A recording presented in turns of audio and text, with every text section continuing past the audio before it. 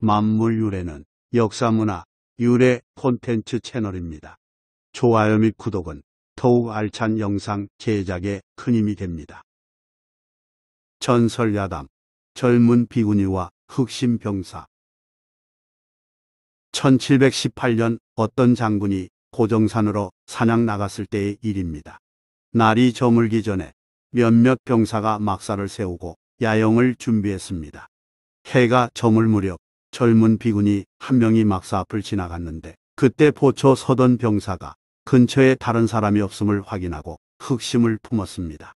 병사는 비군이 팔을 잡아채어 막사 안으로 끌고 들어갔습니다. 느닷없는 일에 놀란 비군이는 병사를 밀쳐내려 애쓰며 저항했습니다. 병사는 완력으로 제압하여 겁탈하고자 비군이의 바지부터 벗겼습니다. 병사가 바지를 잡아당기는 순간 비군이는 재빠르게 일어나서 막사 밖으로 도망쳤습니다. 병사는 이내 쫓아갔지만 비군이가 바지 벗겨진 상태로 한 농가로 들어가는 걸 보고 돌아섰습니다. 아깝네. 다 잡은 고기였는데. 병사는 크게 아쉬워하며 막사로 돌아갔지만 비군이는 불안한 마음으로 주인을 불렀습니다. 누군가 후다닥 기어 들어오는 소리에 젊은 부인이 나오더니 비군이의 해괴한 옷차림을 보고 어서 나가라고 말했습니다. 비군이는 사정을 말하면서 하루만 묵고 가게 해달라고 애원했습니다. 그날 농가에 남편은 돈 벌러 나가서 없었고 부인과 어린아이 뿐이었습니다. 부인은 비군이를 불쌍하게 생각해서 허락하여 방으로 들어가게 해주었습니다. 고맙다고 인사한 비군이는 거의 든 눈으로 밤을 새웠습니다. 해 뜨기 직전 비군이는 사흘 뒤에 반드시 돌려주러 오겠다고 약속하며 바지를 빌려 입고 그 집을 떠났습니다. 얼마 후 남편이 집에 돌아와서 더러워진 옷을 바꿔 입으려고 아내에게 새 옷을 달라고 말했습니다. 부인은 알았다며 옷장을 열었습니다. 그런데 남편 바지는 보이지 않고 자기 바지는 그대로 있었습니다. 불사. 그제서야 새벽에 경황이 없어서 비군이에게 급히 건네준 게 자기 바지가 아닌 남편 바지였음을 깨달았습니다. 당황한 부인이 자기 잘못을 탓하느라 잠시 머뭇거렸을 때 옆에 있던 아이가 어젯밤에 스님이 와서 입고 갔노라고 상황을 설명했습니다.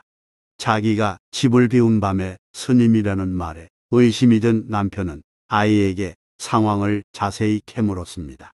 아이는 별다른 생각 없이 자기가 본 그대로 구체적으로 말했습니다. 스님이 밤에 와서 엄마에게 재워달라고 애처롭게 부탁했고 엄마는 망설이다가 집에서 하룻밤 자게 해주었으며 스님은 엄마에게 바지를 빌려 입고 날이 밝기도 전에 떠났다고 전부 말했습니다. 아이는 비구와 비구니의 차이를 몰랐기에 부인은 남편이 오해할까 싶어 자고 간 사람은 비구니였다고 부연 설명했습니다. 부인은 애써 설명했지만 남편은 그 말을 믿지 않았습니다. 간통으로 확신한 남편은 아내에게 처음에는 욕하다가 나중에는 회초리까지 휘둘렀습니다. 황당한 일을 당한 부인은 이웃을 두루 찾아다니며 남편에게 자신의 결백을 밝혀달라고 호소했지만 어두운 밤중에 일어난 일이라서 이웃 사람들은 다들 모른다며 외면했습니다. 이웃의 반응은 남편의 의심을 부채질했고 억울함을 견디지 못한 부인은 이튿날 스스로 목을 메어 죽었습니다. 남편은 착잡한 심정으로 아내의 죽음을 지켜봤습니다. 그 다음날 아침 남편이 문을 여는데 비군이가 왔습니다. 비군이는 남편에게 바지를 돌려주면서 고마운 의미로 떡 바구니도 건네주었습니다. 남편이 어리둥절한 표정을 지을 때 아이가 손가락으로 비군이를 가리키며 저 사람이 자고 간 스님이라고 아버지에게 말했습니다.